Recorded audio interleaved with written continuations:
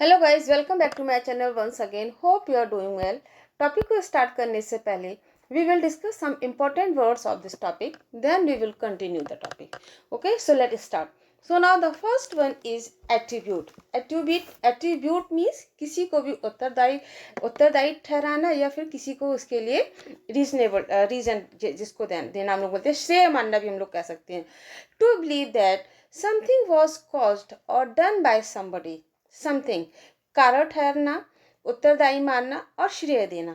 Example, researchers attribute Hussain Sagar's poor health to uncontrol flow of series. Actually इस topic में आज हम जो पढ़ेंगे उसमें पढ़ेंगे कि हुसैन सागर के वहाँ की जो पुअर हेल्थ का जो मेन कारण है वो क्या क्या है। Secondly, it can be used as a noun and it can be used as a verb. इसको हम noun and verb दोनों तरीके से यूज कर सकते हैं। Noun, the quality of somebody, something, a feature, जिसको हम लोग बोल सकते हैं physical attribute. Now the next one is immersion. Immersion means किसी भी वस्तु को पूरी तरीके से पानी में डुबो देना, that is called as a immersion. जैसे कि हम लोग का जब गणेश पूजा या गणेश चतुर्थी होती है तो हम लोग जो आइडल्स जो है वो पानी में जाके उसको जो हम लोग बोलते हैं कि मूर्ति विसर्जन करना, so immersion. And its parts of speech, इसका जो नेचर है वो नाउन है।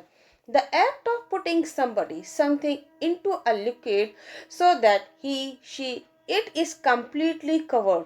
The state of being completely covered by a liquid. Simply जैसे हम लोग बोल सकते हैं पानी में विसर्जन करना या मूर्ति विसर्जन करना। किसी वस्तु को द्रव में पूरी तरीके से डुबा देने की क्रिया या द्रव को पूरी तरीके से डूबे होने की स्थिति, जिसको हम लोग निमज्जन डुबकी कह सकते हैं। Secondly, the state of being completely involve in something. अगर हम मूर्ति विसर्जन की बात करेंगे, लिक्विड पानी में डुबोने की किसी भी चीज़ को बात करेंगे, that is called as immersion. अगर हम किसी और तरीके से इसको हम यूज करेंगे तो किसी भी चीज़ में पूरी तरीके से तल्लीन हो जाना, ध्यान मग्न होना, that is also called immersion.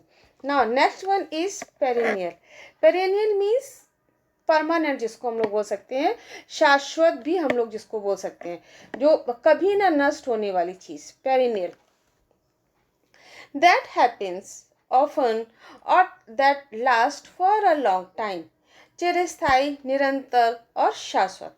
Perennial problem, जिसके लिए हम लोग बोल सकते हैं ये तो पेरिनियल प्रॉब्लम है, मीन्स इसका कभी अंत नहीं होने वाला है। Next one is haunting. Haunting it's parts of speech, इसका जो नेचर है वो एडजेक्टिव है and it means having the quality that stage in your mind. तो मन में रच बस जाना या बार बार याद आने वाला। बट यहाँ पे हम पढ़ेंगे हॉन्टिंग द लेक मीन्स कि लेक को किस तरह से वो परेशान करने वाली चीज़ें हैं। Next one is extensive. Extensive means a large area.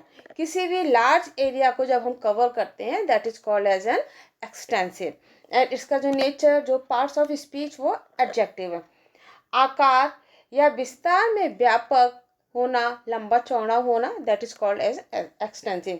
Example, the house has extensive ground, कि घर का जो ग्राउंड है that is very extensive. Next, agriculture के लिए भी हम लोग यूज कर सकते हैं extensive agriculture.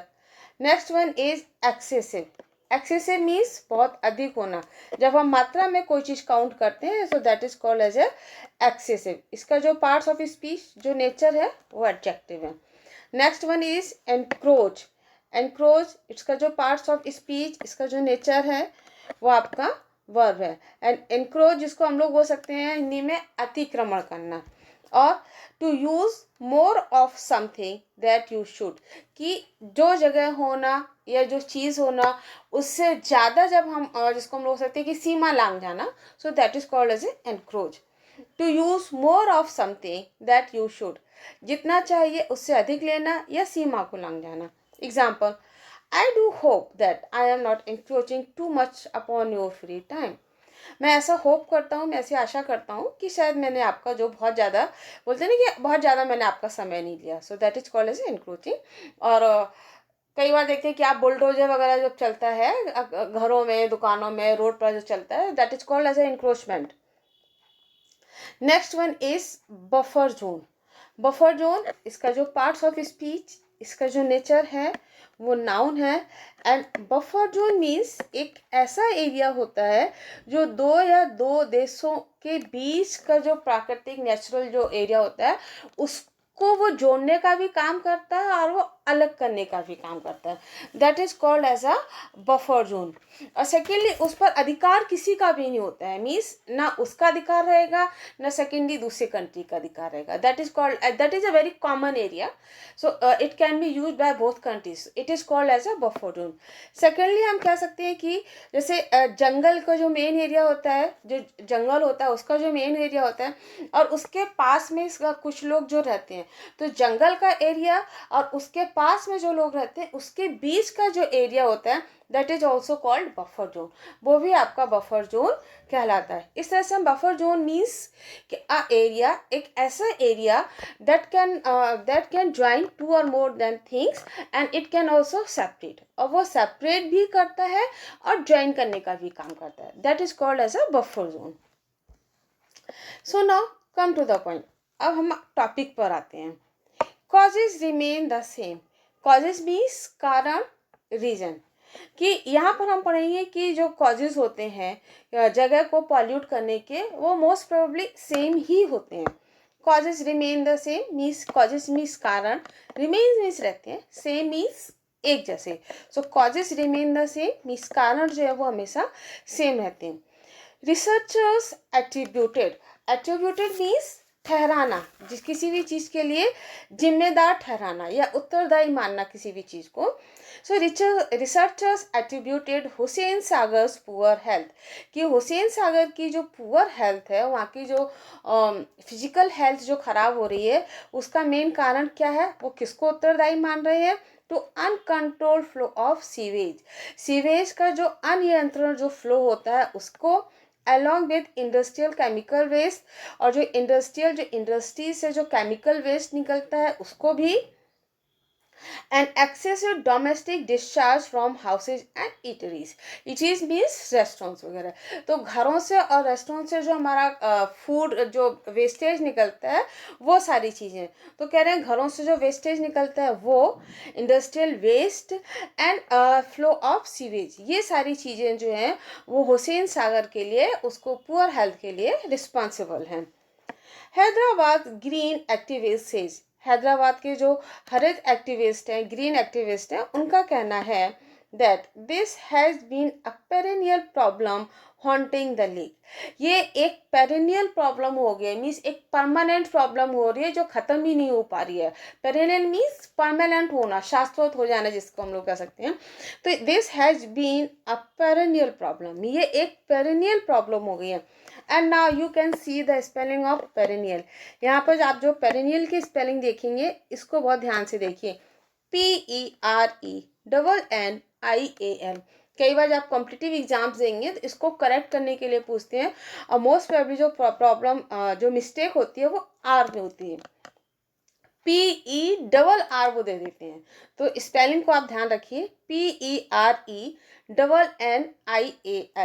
So this has been a perennial problem. ये एक पेरेनियल प्रॉब्लम हो गई है, मीन्स एक परमानेंट समस्या हो गई है. हॉन्टिंग द लेक, जो हम लेक को वहाँ परेशान कर रही है.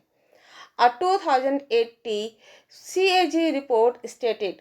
CAG की 2018 की जो रिपोर्ट थी उसमें कहा गया that extensive pollution in the lake was due to heavy commercialization around it.